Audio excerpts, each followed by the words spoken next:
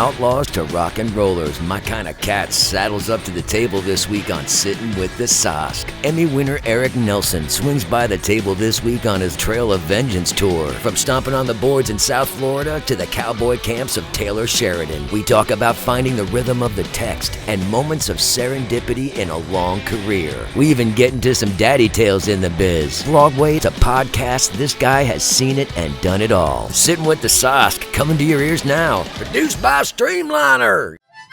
Oh, give him to me, Huff. Give him to me. That's the magic fingers. Oh, we are back, ladies and gentlemen. Thank you for joining me at the table. This is Sitting with the Sosk. I am PJ Sosko, the man behind the cam. What is your name, sir? Dave, the Huffer and Puff. Oh, I didn't know. I thought it was just Huff. We're expanding our whole nameology here going on. Talking to the Lord of the Board. Talk to me, Sash. Hey, this is Sasha. I actually got a mic on. Huff, why don't you reintroduce yourself now that I have your mic on? Huff. Wow. That's really nice. We have new toys at the studio that we're getting used to, y'all. Thank you for joining me at the table. Quick shout out. I just got back from the Rock City Film Festival, where a piece that I was in called The Connoisseur with Anne-Marie Boydock and this whole producing team. We shot it in Nashville, and I'm so proud of the results. And I saw it with a full, 2-level theater. And it was just a really great experience. Johnny Brennan and the whole crew down there, they show such a good time. If you're looking to get your film into something, check out the Rock City Film Festival. It's in Little Rock, Arkansas. They have a great venue, and they really put on a good time there. So thanks for having me. Thank you for awarding the film. Thank you for showing my film, Stuck in Muskogee. And I'm going to give a fingers crossed to my lady who's going to go to the West Coast in 2 weeks to see the West Coast premiere of my first film, Stuck in Muskogee, at the Indie X Film Festival. Look that up. She's going to be out there. Very exciting. What's also very exciting is we find ourselves in an afternoon setting. We're doing a little brunch with Sitting with the Sosk because we have a special situation coming in. We had a film, The Trail of Vengeance. It just had a screening in OKC. It just had a screening in Tulsa, and it's about to go to Fayetteville, I believe, correct? Mm-hmm. And joining me at the table is Eric Nelsen, who is one of the stars of the film. This is a Western, and Daddy loves me some Westerns. I'm very happy to have him at the table. Thank you for joining me, my man. Hey, brother, thank you for having me, and I feel like I need to press this button. Oh, Daddy's working with the toys at the table. Give an actor a toy. Hey, we're gonna have in honor of having brunch. We're having mimosas. Cheers. Cheers. And this is a new little thing that this boy got me to have at the table, which is all special. It says my name. Thank you for joining me. Thank you for taking time out of your morning. You had the screening last night. How'd it go? Hey, dude, it was incredible, man. Tulsa showed up.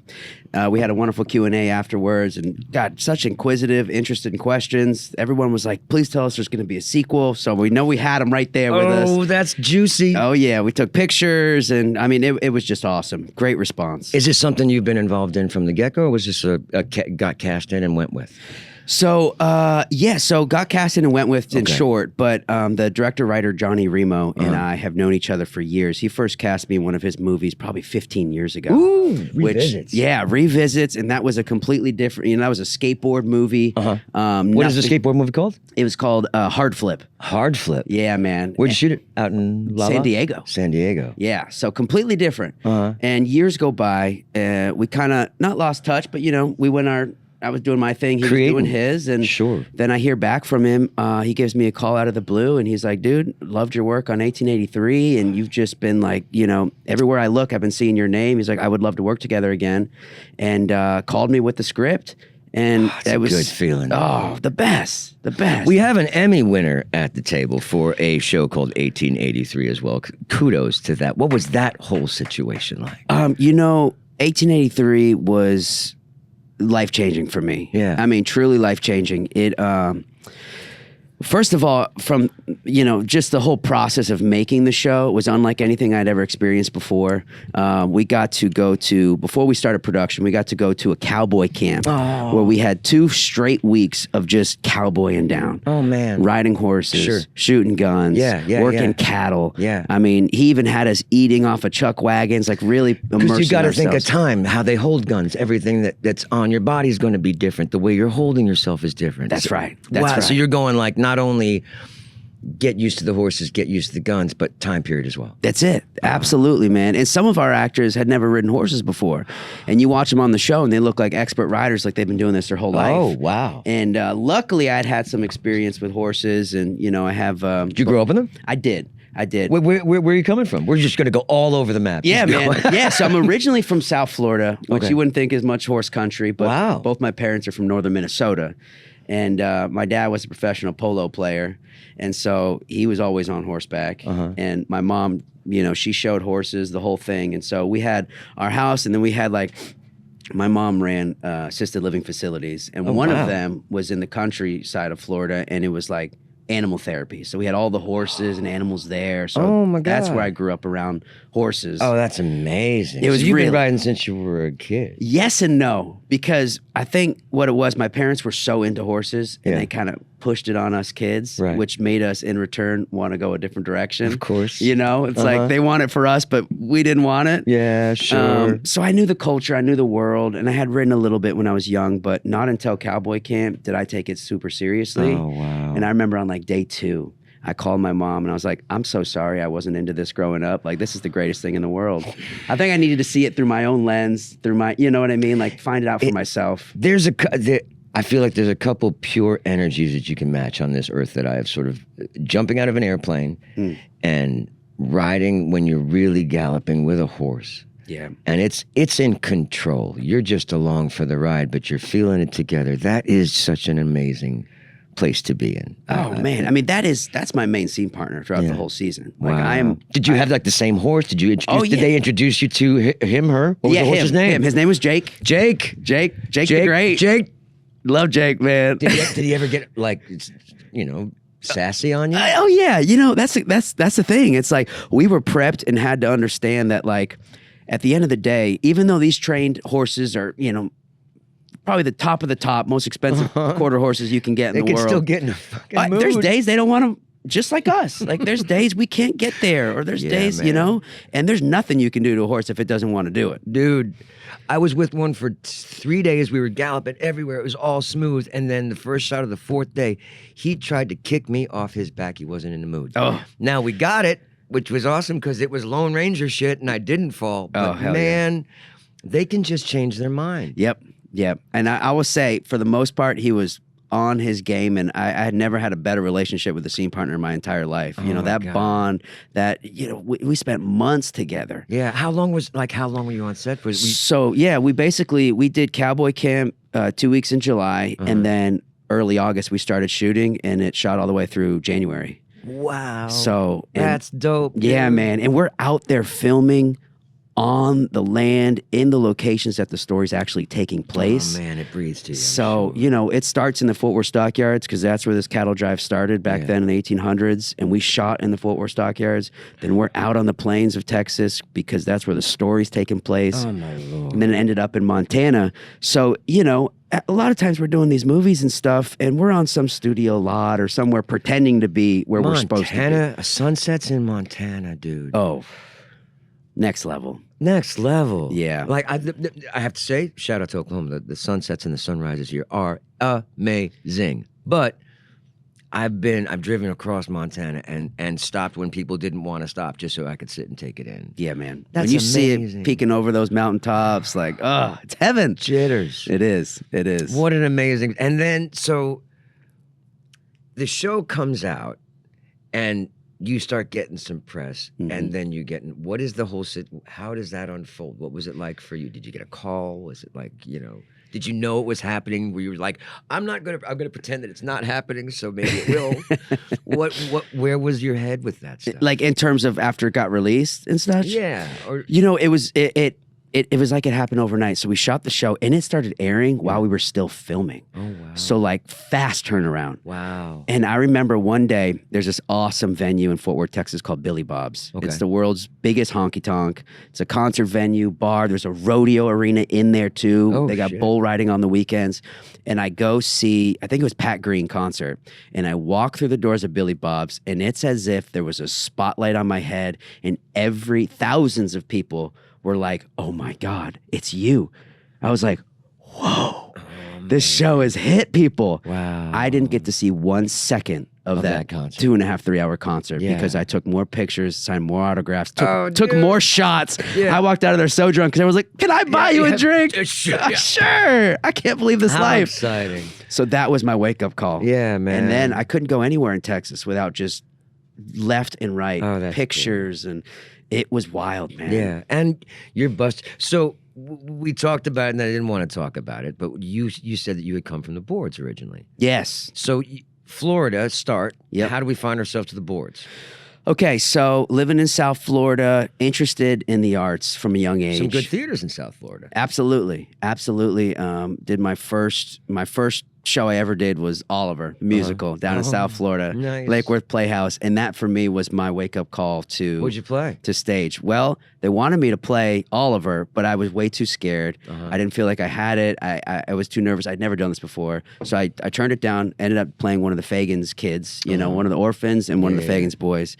And that was good for me. I was like, I just need to dip my toe into this. Let me feel it out. And from the moment I walked on that stage, I was like, this is where I'm meant to be. Yeah. So I started doing, there was a dance studio in town that offered acting classes, singing, everything. I did it all. And they had talent competitions around. So I started doing them. Well, long story short, my brother and I are both doing these talent competitions. There happens to be a man. Well, what's your thing you're doing for the talent competition? What's your thing? Oh, I'm doing triple threat. Nice. I'm out there. I'm dancing, I'm acting, and I'm singing. Yeah, boy. Meanwhile, you know, I'm still playing ice hockey and tennis and all my sports and stuff. Nice. You know, just I have this like secret entertainment life that like none of my friends even knew about. Oh, how cool. I didn't talk to people about it because, you know, it just wasn't that common down there, you know, for especially boys to be. You get teased. Yeah. Oh, you're a little actor. You're right. Yep. Exactly. Sure. So I kept it to myself until a big manager from New York was at one of these competitions, saw my brother and I perform. She goes, well, you know, they're casting Chip in Beauty and the Beast on Broadway. We think that your brother would be perfect for Chip. Never dreamed of anything like that. We went to New York. He ended up getting the job on Broadway at like 6, 7 years old. Holy shit. So my mom is like, boys, I know you've been putting your heart and soul into this and you say you love it, but do you want to go and try this out? And we didn't bat an eye. Yeah. And she had just gotten divorced. So she's like, if you want to do this, I can do this right now. I'll support you. Like, let's go.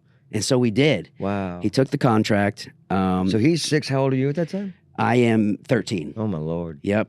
And are you a little bit like, what about fucking me? Absolutely, man. Absolutely. Of course.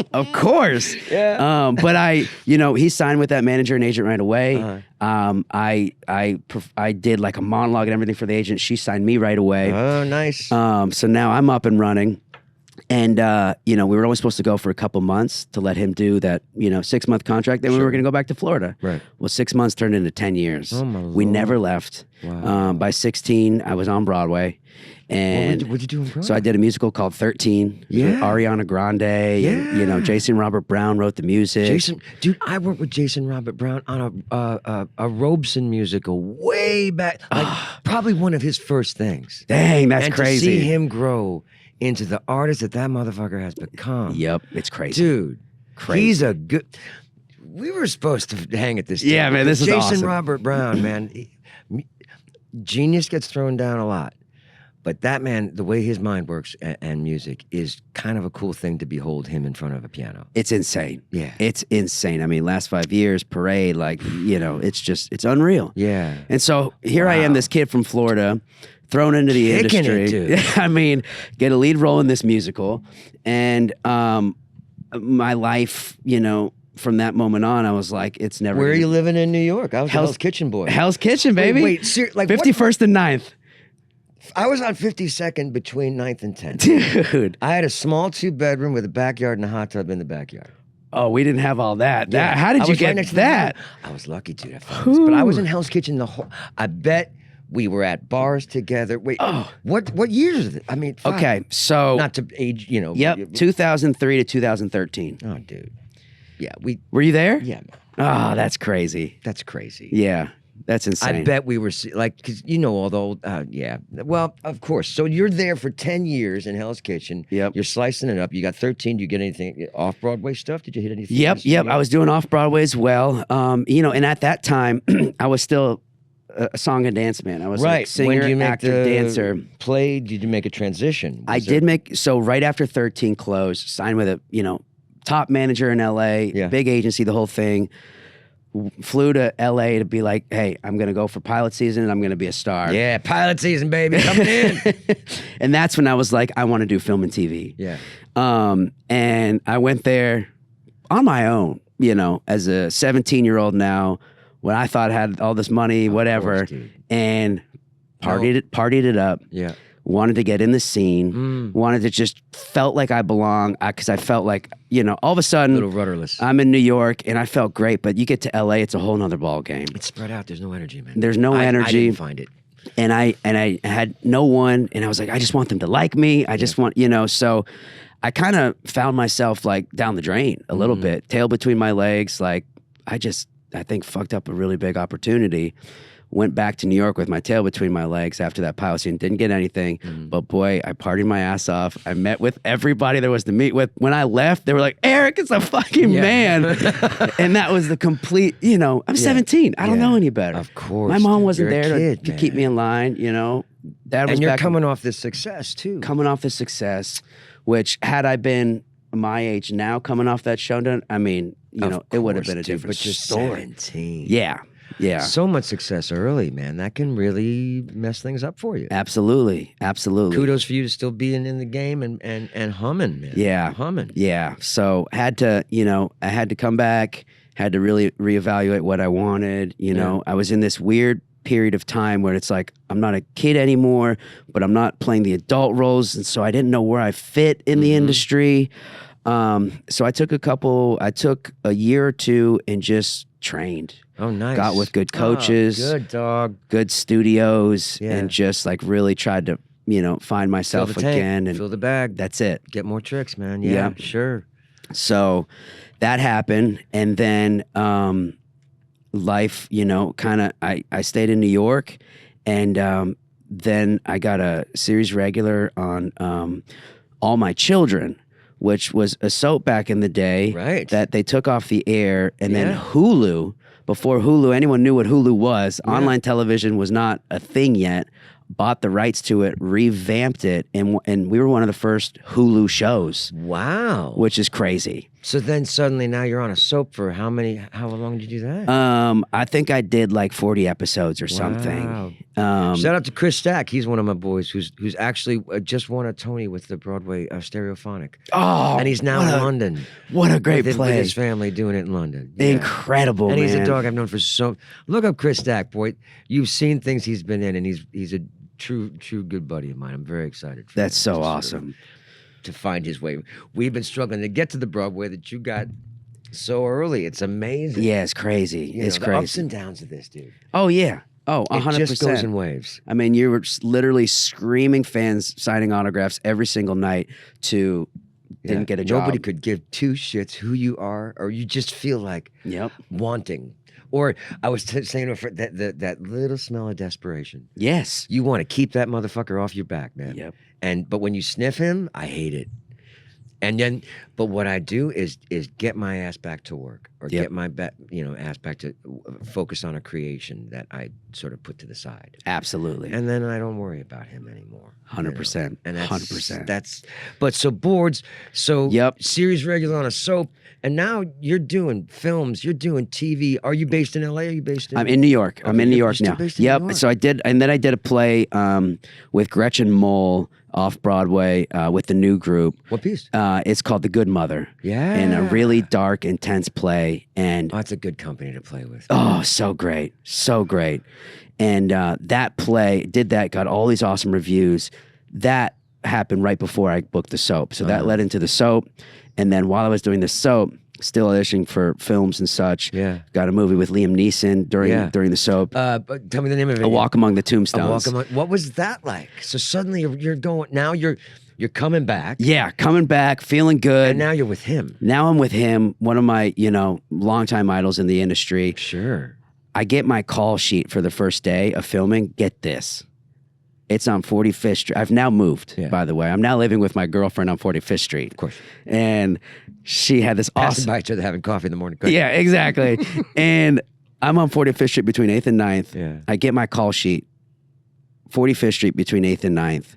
It filmed in the lobby of the apartment complex across the street from where I could look out my apartment window and see the fucking set. That's awesome, dude. I was like, what how does this happen? Yeah, man, that's always great. Walked across the street to go film, my girlfriend at the time, who's now my wife. We've got 2 kids together now.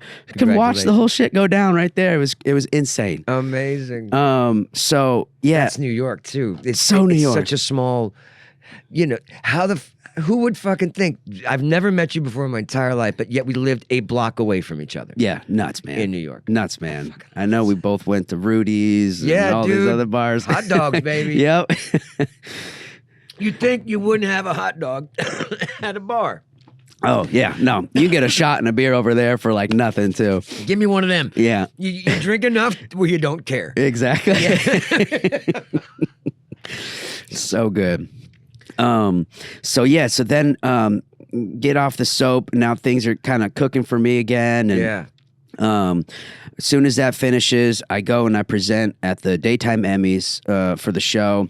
There's a showrunner there who comes up to me. He's like, "You were my favorite thing on All My Children. I've got this show online called The Bay. Would love to have you on it." The work begets work. 100%. 100%. Keep hustling, keep doing good things, keep expanding your craft. Yeah, man. So you learn new stuff when you come in and you get firing again, dude. It's very good, man. And that's why it's so important, too, to go to these festivals, go to these ceremonies, go to these award shows, whatever you can do, because the networking that happens there, can lead to so many opportunities. You never know who's going to be in the room. Absolutely. And if you are presenting good work of yourself that you know is good, yep, you should be there as much as you can. Yep, 100%. It's easy. It's easy to be excited when you were in the room that everybody watched your work in. It could be very it'd be off-putting sometimes to see yourself on camera. But when you see the audience react to the work and it's a positive reaction, boy, is it easy to mix with them afterwards. Nailed it on the head, man. Absolutely, man.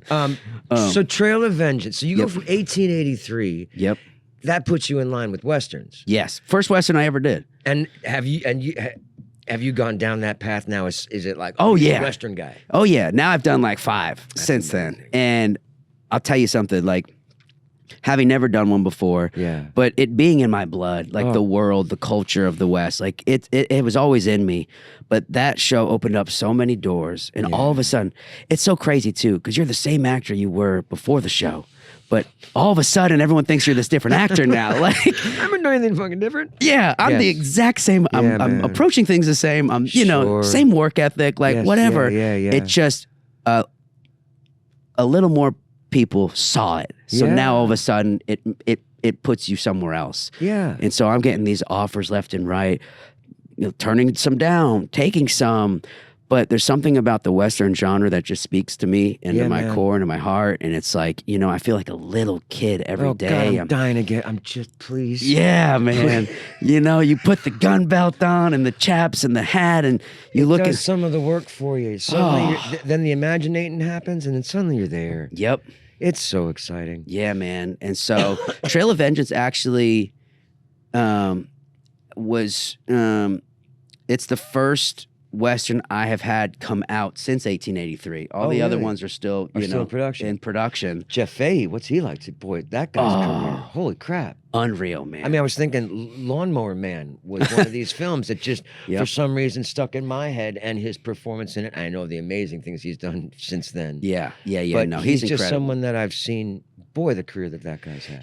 Those were some of my favorite days because he's also a musician. He's very musical. Oh. And I didn't know. He approaches it with like this fluidity, and he's like, no, everyone, let's just stop what we're doing here.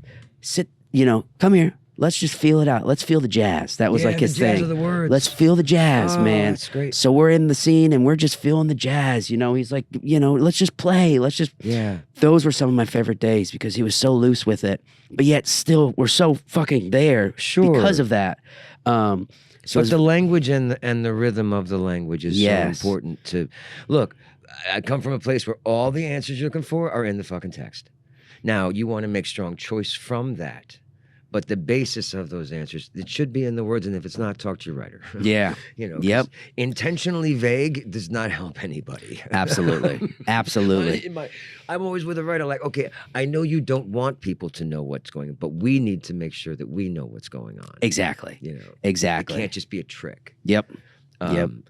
But the rhythm is so important. Oh, and that was his magic, That's what he brought to each moment. Excuse me, each scene. So that was super refreshing, man. Yeah. And he's been doing this for so freaking long, and I've respect the hell out of his career. And for us just to be in a room, not think about anything else, and just kind of hear the music of it all, like it changed a lot for me. Like, oh, cool. I'm excited to see it, dog. I wish I was there last night, but I was solo daddying. But hey, there's other things I want to touch on. You have a podcast. Yes. Tell me about it. Yeah. So it's called The Glamour and Grit. Okay. And kind of how it, the idea came about. I was actually filming 1883 and my son was born in the middle of shooting. Oh, wow. Which was pretty special. That's crazy. What's his name? Mick. Mick. Here's one of you, Mick. Hey, Mickey boy. Brunch. Daddy loves you. Oh, he does indeed. So we're filming the show. My son is born. He has a horrific first 3 months of life. Oh, no. Like almost lost him. Oh, geez. Super sick, but we didn't know what was wrong. He couldn't hold down any food, any nourishment, none of the milk. He'd spit everything right up. Oh. And so the doctors are like, oh, he's lactose intolerant. So we switched to whatever. Oh, it's acid reflux. So he started giving him acid reflux medicine, all these things, and nothing is working. Now, are they there with you? Who? On set? No, they're home. But the greatest thing about 1883, it shot 30 minutes from my house. Oh my God. I was thinking you wouldn't even. No, I was the only one. It just happened. They didn't even know I was living in Texas when I got cast. Wow. Tape went to LA. They called me. Taylor Sheridan called me to offer me the role. Wow. And he's like, we're shooting this in Texas. I was like, where in Texas? He's like, Fort Worth. I was like, perfect. Bro, I live in Fort Worth, man. I live here. Oh, so man. I went home every night. That's amazing. For the majority of it. Yeah, sure, some of the stuff I had to go out, but majority of it, I was going home. How lucky to have that during that time. So please go back to the story. Exactly. So I was like, got to be there for the birth, everything. And so needless to say, at 3 months, we go to his appointment. He goes from, being born in the 50-something percentile height and weight, very average, to, going down to the 30s, okay. And by month 3, he was below 0. Oh, my Lord. He was emaciated. His tongue, the end of his tongue didn't form because if you have malnourishment from a young age, your tongue doesn't develop. Oh, it's so weird. It's since, grown in. But so we're like, forget what you're saying, doctor. We're not trying one more thing. We took ourselves straight to the emergency room and he got an ultrasound. They found out within seconds it's something called pyloric stenosis, which is like this blockage of the esophagus. So it's basically, imagine trying to, eat or drink anything with a fucking tennis ball blocking your esophagus. My God, it just can't happen. Yeah. So they said he was a week away from cardiac arrest. Holy shit. We didn't know this at the time. Of course, your new parents. Yeah. That's no your first idea. one? Yeah, no, second. That was your second one. First was a dream. You think the second one's going to be a breeze? Yeah. This is why I never had a second kid, dog. Dude, my daughter's so delightful, but man, something's going to go wrong. Oh my God. Yeah. So the greatest moment in my career and in life in the entertainment industry is happening while this nightmare is happening. Oh my God. Every night dude. I'm going home. We're up all night long. He's screaming like. It was truly a nightmare. Yeah, it's got to be a mess on your head too, and you're beating yourself for it and against it and all the things. Yep, showing up, and I'm like, I can't really enjoy this moment because of this happening, dude. So it was like the glamour and the grit all at once. Oh man, nice. And so that happened, and he had the surgery. Yeah. It was instantly cured. He's now 98th percentile height and weight. Okay, the dude is a hoss. A little weirdness with the tongue, but hey, no one's gonna know. It's grown back. Okay, good. It's grown back. Yeah. So yeah, it came in.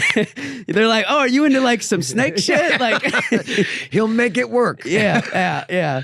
So no, he's thriving, bro. Good, man. Congratulations. Thank you. But he's been my one. If something's gonna happen, it happens to him. You know, he's been, he stitches the whole thing, and so then they call me to host the season 5 premiere of Yellowstone in New York City. They want me to Seacrest the carpet. Nice. The interview is if we yeah. have someone from 1883, he's in the world. I think the fans would love it.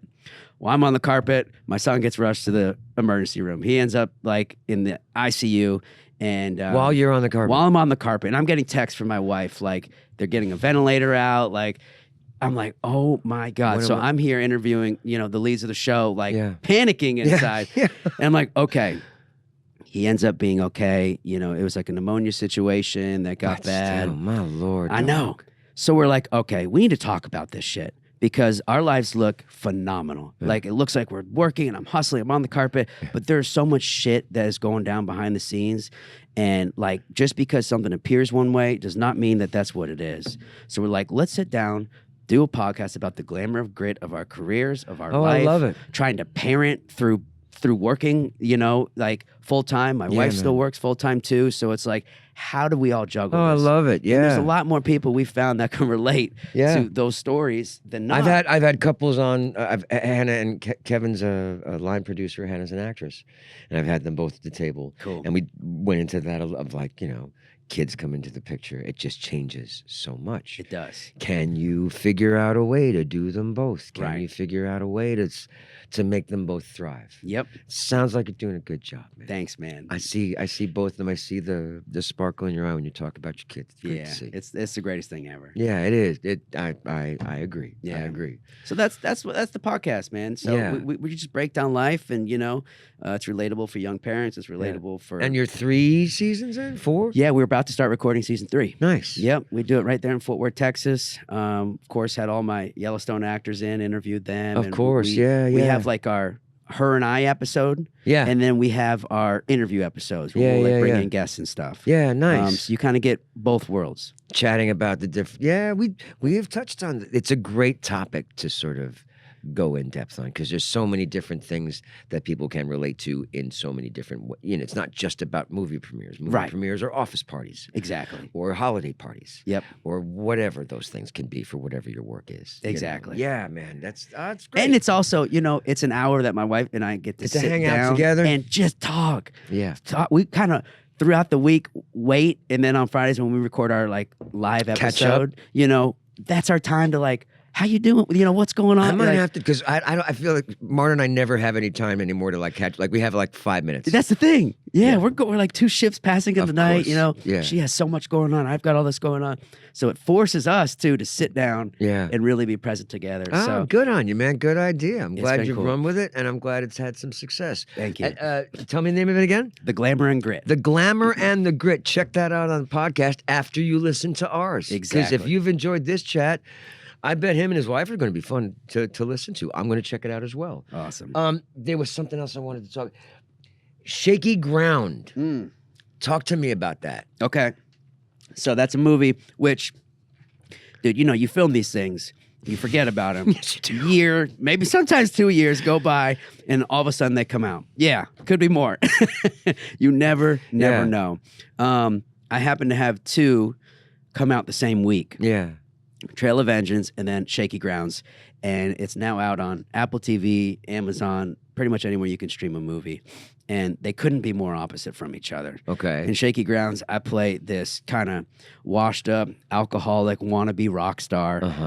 We shot it all in Arkansas, actually. Oh, really? Yeah, in Bentonville. Oh, nice. Which was great, man. Shout out to Benton. Arkansas's humming, man. It is. I shot stuff in Fayetteville. I know folks in Bentonville. I just went to Little Rock. Good on you. It's really cool. Yeah, really nice.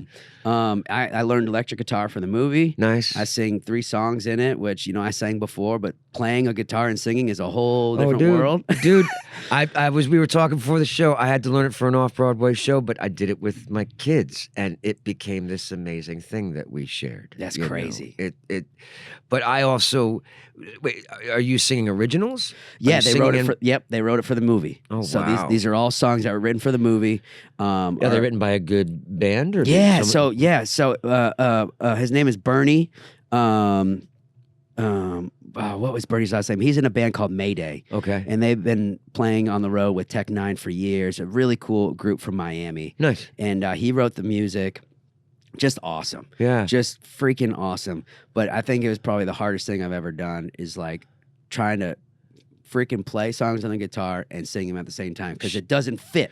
Like if the lyrics went with the strumming, it would be one thing. Yeah. Holy smoke! It's literally tapping your head and rubbing your belly at the same time. I found it. I tried to find a way to make the rhythm of the singing go into the rhythm of the fingering somehow, even though it didn't work. Yeah. But I was singing to my daughter on stage so I could sort of do my own sort of thing for her. Oh, that's cool. Was this a concert thing for you, or was it like you creating the music? In the movie? Yeah. So one of the scenes is a concert at like this like grungy venue, and I'm like half drunk the entire song, like rocking out, singing, and then at the end I vomit all over the place, and typical rock star shit. Did you do like? Did they have a crowd of? Oh yeah, they had a crowd. Everybody playing? Oh yeah, man. So suddenly you're a rock star. So what's that feeling? That like? was awesome. I'm feeling like Kurt Cobain, man. Yeah, dog. I had the long hair, and the whole thing. And I watched so many videos of some of my favorite rock stars to prep for it, and just like their essence on stage and the whole thing. So that was amazing. That was the opening of it. I'm in this little venue. By the end, the last scene, I'm in this like huge, like filled auditorium or concert venue. Yeah, sure. And big stage, and that I truly felt like a rock star shooting that thing, man. Dude. Like, it was insane. How many, like, where was it filmed? In Bentonville, Arkansas, in this, I wish I remember. Like an amphitheater, like a bit, like the summer concerts come through. Yeah, exactly. And did they have the whole place, or was it there? Oh, yeah. Had the whole place, full band, just like the light show. And our director, Michael Garcia, who's incredible. Shout out to Michael Garcia. Big shout out to Mike. And this is viewable now, right? Yeah. Yeah, go check it out. Shaky Grounds. Shaky Grounds, everybody. His background is music videos. He's directed everybody from like you name it. He has directed their music videos. So him shooting a concert goes hand in hand. Oh, bro, this movie spoke to him in more ways than one. Oh, that's cool. And this was his feature debut. Oh, wow. So he took everything he's known over the however many decades of music videos, brought it into this film, and he did incredible. Nice. Kudos to you, man. Congratulations on Mike. Here's to your first film. Hey, Mikey. We're having a good brunch. Best podcast I've ever done, I swear. So you're taking this film and you're going off to Bentonville tonight? Yeah, we're going to head to Fayetteville tonight. Fayetteville tonight. Yeah, with Trail of Vengeance. And then is there more cities planned, or is that sort of the end for you for now? So we're playing through the South right now. Okay. We're in theaters in Dallas. We're in theaters all over the South. Nice. There's some billboards up for the movie and such. Trail of Vengeance. It looks really great. It's awesome. And you look amazing. I play a bad dude. You can say movie. Motherfucker here. Yeah, motherfucker. Our kids aren't here. That's true.